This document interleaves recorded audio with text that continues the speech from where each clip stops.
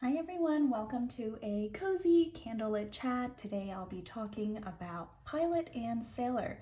So these are two of the most popular fountain pen brands out there, and I dived into a little bit about their company history, and I'll share some of my observations about these two fountain pen brands.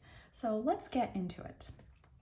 Here I have two pens. One's a Sailor and one is a Pilot, and I'll write each respective company history with their respective pen. So let's start with Pilot. So here I'm writing with the Pilot Custom 823, and I'll write information about Pilot on the right hand side. So Pilot was founded in 1918. So these are really old companies. It's just a testament to their products and strategy that they've been able to make so much progress so far. So Pilot was founded in 1918. It was founded by Professor Namiki, and he founded it with Mr. Wada.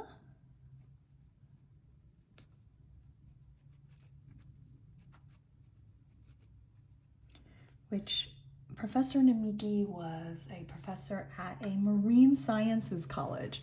But during that time frame, that 1918 time frame, there was a huge interest in Japan to make gold nib pens, gold nib fountain pens. So before fountain pens, a lot of people used either dip pens, quills, calligraphy brushes, so it was a separate ink reservoir with your separate writing utensil. So fountain pens were really innovative in that you can put the ink inside the writing utensil, so it's more convenient.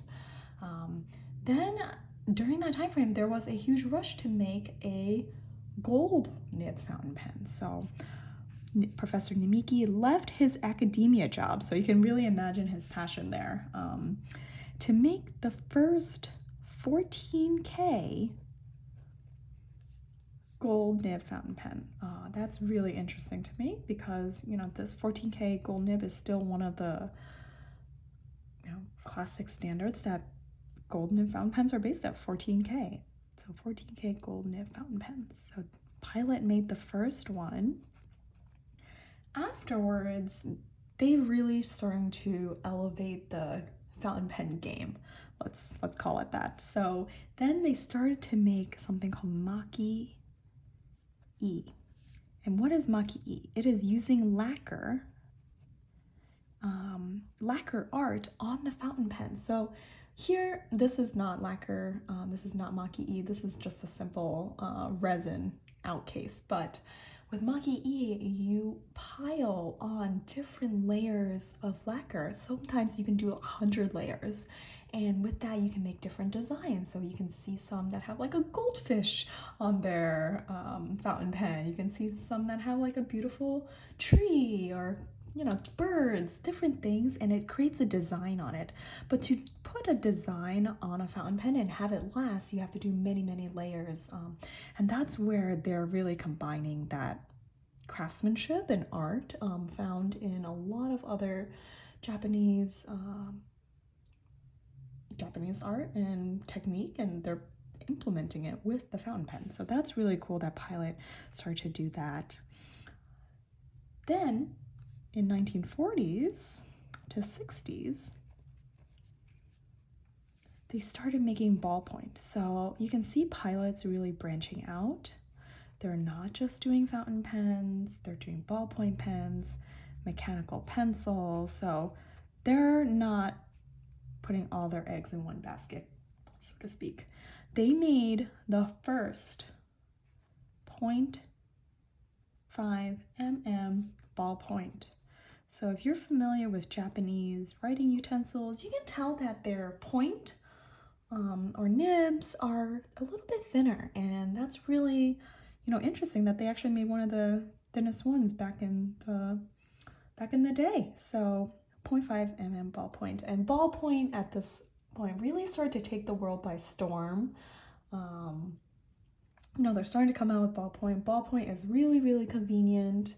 You don't need to re-ink your pen. It's cheaper, and that's why it's really the pen of choice right now in the world. But Pilot has not given up on fountain pens, right? This is where their heart and soul is.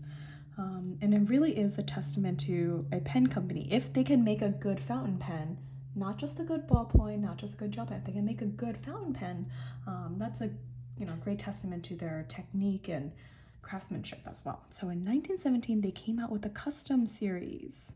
So if you've heard of the Custom series, that's more of their higher end pens. The one I'm holding right now, this is the Custom 823. So if you're familiar with 823, 82 is like what year it was made in, the year from 1918. So 82 plus 18, that's the year it came out in, and then the 3 is like representative of how much it cost in the yen. So that's how they come up with the name. And they have other ones. They have the Custom 74, and then they have all sorts of other customs. So that series is still popular today. People love the Custom series, and it's just a great quality pen series. 1990, so let's fast forward a few years. You're now in 1993, and oh boy, gel pens took the world by storm. Whoever remember using gel pens as a kid, this is, gel pens really took the world by storm at this point. They made also 1994, they made the high-tech 0.3. So they're going really thin. If you've used the 0.3, it's almost like a needle point. And it's a really well-flowing needle point. So Pilot is coming out with really fantastic writing utensils for everyone, not only people who are interested in fountain pens. I think this is where they caught a lot of the students' attention, because students really love having, different color pens that are accessible, easy to use. You can throw it in your backpack. And then they made the G2, and the G2 gel pen is literally everywhere. I think it is probably the most popular gel pen, I would say. So the G2 pen, I see it in supermarkets even, and it's just a really high quality gel pen. It works, it's smooth, it's maybe not the best gel pen in my opinion, but you can depend on it. It's like a workhorse pen. In 2006, they made the friction pen. So if you remember friction pens, those are the erasable pens that you use the eraser on the other side, and it uses heat to erase. So it was a big jump for erasable pens, because prior to that, erasable pens were a little bit awkward. You could still see where you wrote, and it never wrote as well, and it never erased as well. So friction, I think, really elevated the game. I think friction is still probably the best erasable pen out there. And I know it's very popular in Japan, and that's actually why they made the paper, the Sanzen paper for next year's Hobonichi, a little bit more erasable friendly, so it does crinkles less. And that's kind of interesting that friction is still very popular in Japan. I don't think it's as popular here in the US, but let me know where you're from if friction is popular out there. So in 2018, this is the 100th year anniversary. Wow. It is not easy for a company to make it to 100 years. It's definitely not easy for a stationery or writing utensil instruments company to make it 100 years. So this is a really good testament to their products. It works, it's dependable. Pilot just knows how to get it done. And then they are the largest pen manufacturer in Japan. They have tons of global subsidiaries. They have a huge global outreach. People all around the world know Pilot, so I really like that. Pilot, you know Pilot, you know the name, you can depend on the pen. No matter which pen, gel pen, friction pen, ballpoint, mechanical pencil. But I just want to share, if you weren't familiar with fountain pens, that's kind of where Pilot started. It started because a professor was very passionate about gold nib pens. So that's kind of interesting. So let's dive into Sailor. So Sailor pens, where did it start? How did it start? So Sailor is also Japanese. I love that both of these pen companies are named after navigators. Of course, this is Navigator of the Sea. So Pilot and Sailor. So Sailor started in 1911 from Mr. Sakata. And Mr. Sakata, he had a friend back in the day. He was from the UK and he was a sailor. He was an actual sailor, and he visited Mr. Sakata and he brought Mr. Sakata his first fountain pen. And then he was absolutely blown away and he was like, whoa, I need to start making fountain pens for Japan and bring, level up the game here. So that was really interesting. So that's kind of how it got its name. His friend, who was a sailor, gave him his first fountain pen in 1911. So that's kind of interesting. They had a 7-year head start. Then Pilot, they made the first Japanese-made ballpoint. That's kind of interesting. So they're also expanding. They're not just doing fountain pens. They're not just doing gold nib pens. They started to make the first Japan-made ballpoint. So you can tell they both start to branch out quite a bit. They also made in 1954, they made the first ink cartridge. Ink cartridge in a Japanese fountain pen.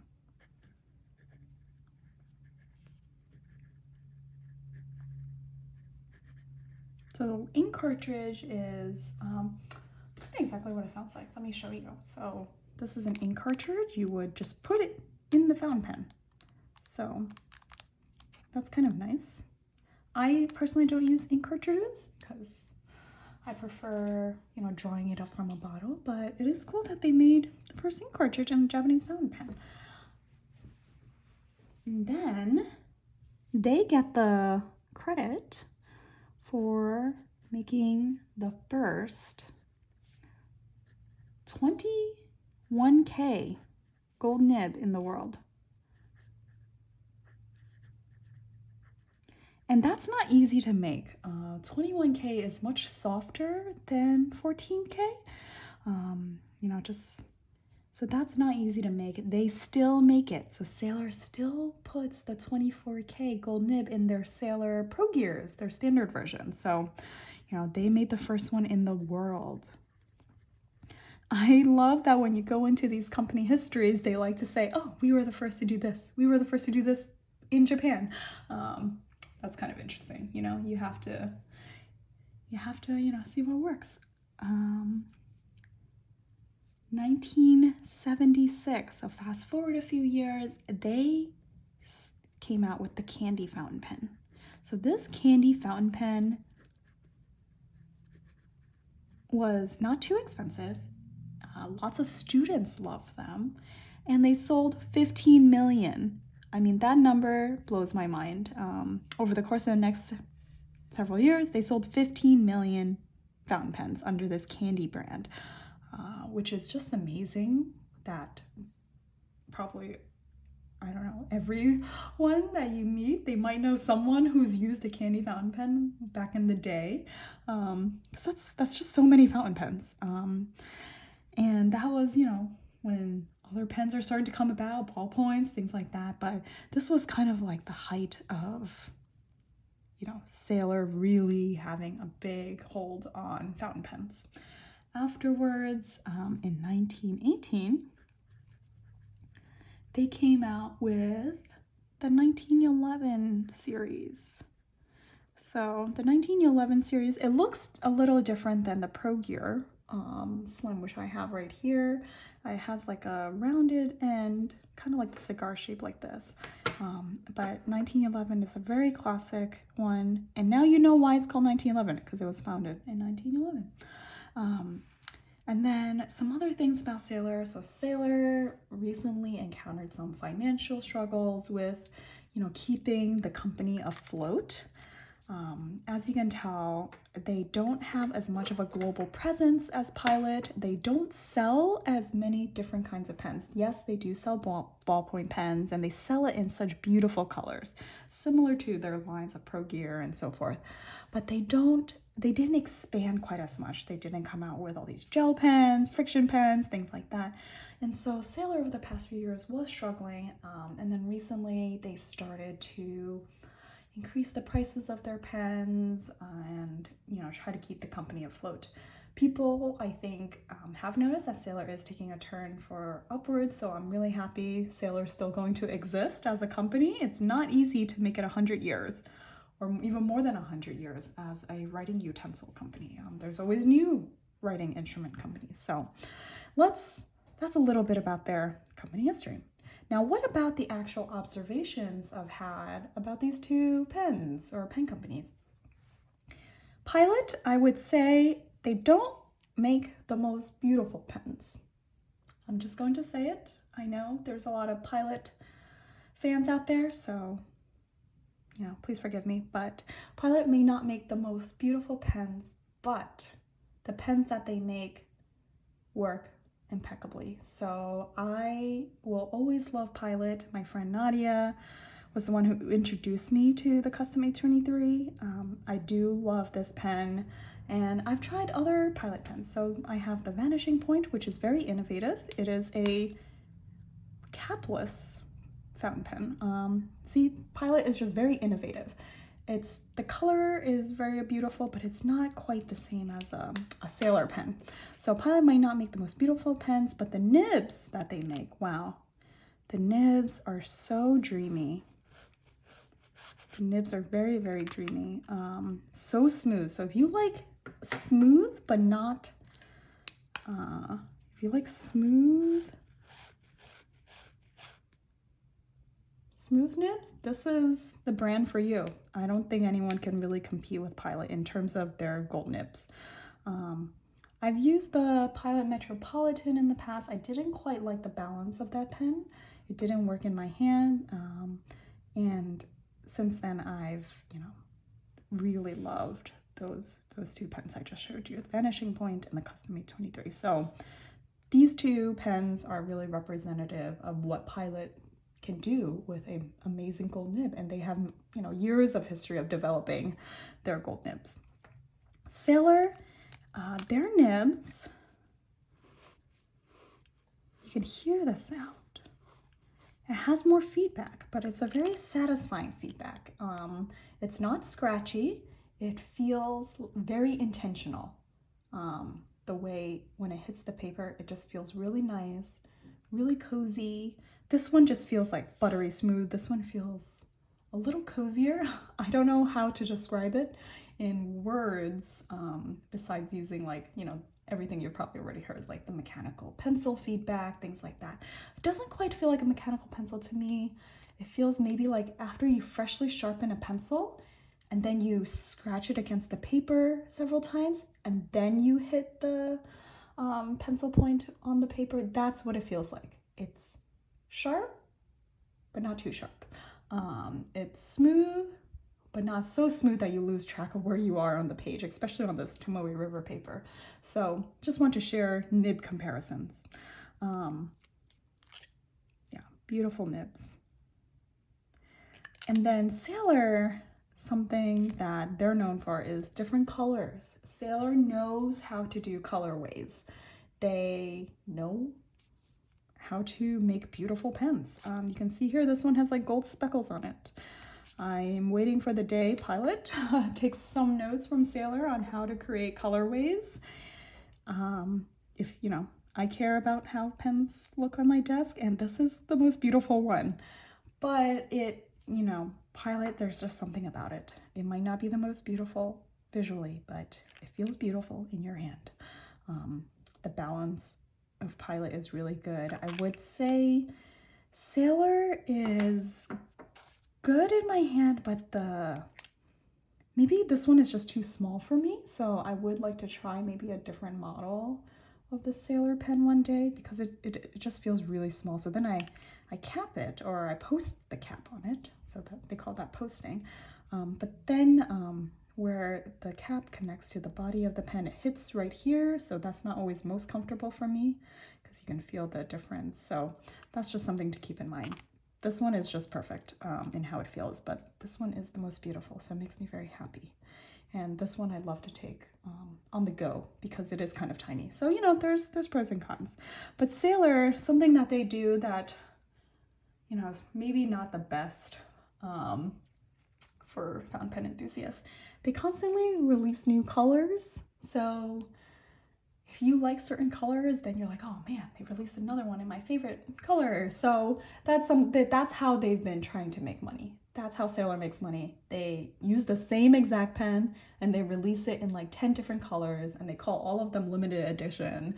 So it gets a little bit, you know, it gets too much of a frenzy sometimes. So that's really, I think, how they're turning around the company because they don't have all these other products in their lineup. They really only have fountain pens as their main core. That's the heart and soul of Sailor. If you don't use fountain pens, you probably have never heard of Sailor before. But if you don't use fountain, you've definitely used at least one of these pens. So Pilot is on a global scale. They're huge. Sailor is really centered on making fountain pens. They make a great nib. They make beautiful pens. The pens are high quality. I would say what this is made out of is really nice. I like the outer encasing more than Pilot's because Pilot, I'm not sure, I've talked about this before, but this one attracts a lot of dust. The resin attracts a lot of dust. But this one doesn't. It attracts dust, fingerprint. This one, it's just really smooth and it's beautiful every time. So that's kind of it. They release a lot of colors and the colors are beautiful, but then you're kind of always, you know, being like, oh, I wish I had that in pink, you know, something like that to match my inks. So I think Pilot is more utilitarian, Sailor is more beautiful. Pilot, I think their filling mechanism for this pen is really cool. They make a vacuum filler, so the whole body you can put as, you put with ink. This one is a cartridge converter, so they make all types, right? Pilot makes cartridge converter, they make, this is cartridge converter. They make vacuum filler. I'm actually not, yes, I think they do. Do they make a piston filler? I'm not sure. Let me know if anyone knows if Pilot makes a piston filler. I'm curious too. Sailor, I know, makes a piston filler, but most of their pro gears are in cartridge converter. So that's something to keep in mind too. I do think the Pilot vacuum filler is more innovative, which I really like, but there's something about it. Sometimes, you know, you have a pen for every purpose. All right, well, thank you everyone for coming to my little stationary chat about Sailor and Pilot. I thought this was an interesting comparison of the two companies, what the strategy of the two companies are, and it's just amazing that we even have these amazing high quality fountain pens out there. I know Sailor, Pilot, no matter which one, I just love them. I love the writing experience of both. So thanks everyone for watching. I hope this was helpful and let me know what you think. Do you like Sailor? Do you like Pilot? What do you think about their company strategies of what they're trying to center or focus on? And yeah, I'll see you all next time. Thank you. Bye.